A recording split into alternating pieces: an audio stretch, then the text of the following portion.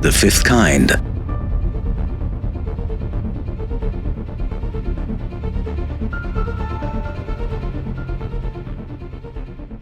Something filthy and blooded is being dragged through the streets of Rome as crowds of people look on. Armed papal officers stand at the street corners encouraging the crowds to cheer as the object is dragged before them into the market square. The object is a naked man. He has been in prison for 7 years. Few would recognize him as the charismatic scholar and speaker who had dazzled Europe only a few years before with his speaking tours. A friar of the Dominican order, his public demonstrations of phenomenal mental skills and his books on mental self-improvement and mnemonics had made him a popular figure in a Europe hungry for new ideas. Now, he is an object of horror. The papal guards unchain the man and fix him on a stake, upside down. One guard now pulls the man's tongue forward out of his mouth and nails it to the stake. Next, he draws a knife from its scabbard and uses it to sever the man's tongue. Other officers of the church now step forward to ignite the pyre positioned below the man's head. The crowd watches in fearful approval as Giordano Bruno goes up in flames. It is Ash Wednesday. Giordano Bruno had been held in prison for 7 years without trial in the vain hope that he might recant his heretical ideas. Such a recantation would break the spell of his popularity among a public who had flocked to his lectures and demonstrations of mental skills. It would serve as a warning to Christians throughout Europe not to stray too far from Catholic orthodoxy. In the absence of a recantation, a trial has been hurried through to allow for his public execution, which will send shockwaves through Christendom for decades to come and leave people in no doubt that the ideas of Giordano Bruno are ideas to be avoided at every possible cost. So what were the dangerous ideas that had ended the life of this brilliant Dominican friar so tragically?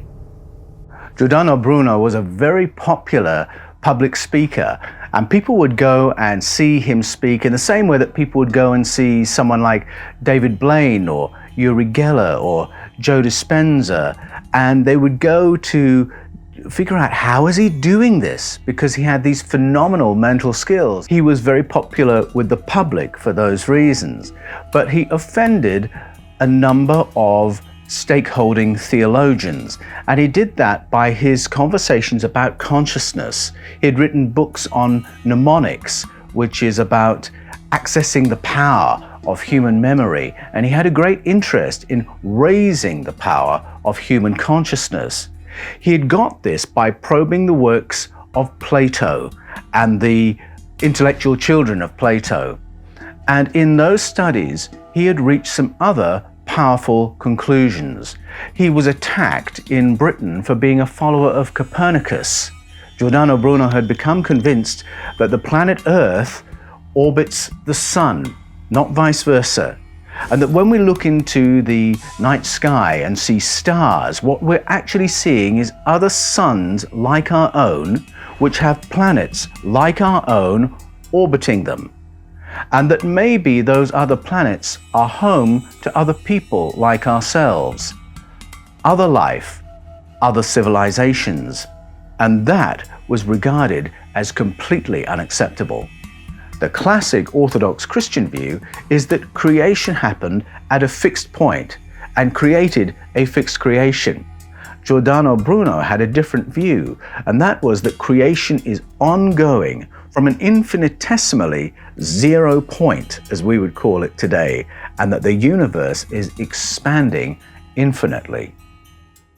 Bruno's beliefs about human consciousness left no room for the fear of hellfire with which his opponents tried to threaten him. In fact, when his sentence was pronounced in an ecclesiastical court, he famously looked at his prosecutors and said, "I can see in your eyes that you are the ones who are afraid, not I." Giordano Bruno's beliefs about human consciousness meant that he had no fear of heaven and hell, and that narrative with which Christian orthodoxy had manipulated so many generations of human beings. One of the theological things that Giordano Bruno said that upset the theologians was that maybe Jesus was somebody who was very aware of his consciousness, and his consciousness preceding this material life and continuing after this material life. And he suggested that maybe Jesus shows us what God is like, what the source is like, not because he's different to the rest of us, but because he's the same. And so in that way, he was coming up against the powers of orthodoxy at that time. But you know, this wasn't that long ago. That execution was after the Reformation, after the Renaissance, after the birth of modern science, and yet here was this heavy-handed suppression of more speculative thought, and it sent out a powerful signal to all his followers. They'd kept him in prison for nearly 7 years in the hope that he would recant, because that would diffuse all his popularity and his following and tell his followers to stop chasing down these rabbit holes. But absent of that, they put him on trial, they executed him in this brutal way, and put that out as the warning not to read forbidden texts, not to study forbidden languages, and certainly never to bring ETs into the conversation. It's a pattern that continues through history. The fifth kind. Click on the links in the description to watch the full video.